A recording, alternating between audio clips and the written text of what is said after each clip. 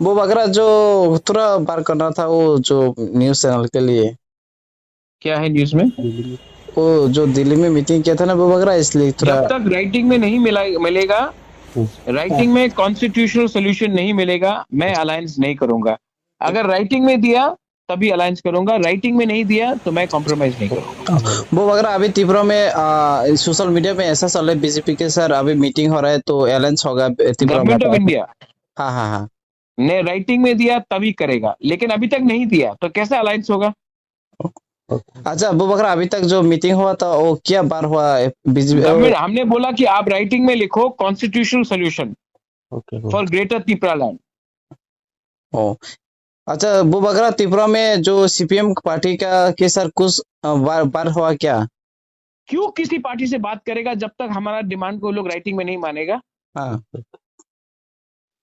जब तक राइटिंग में भगवान भी हमको नहीं देगा, हम भगवान से भी अलायंस नहीं करेगा।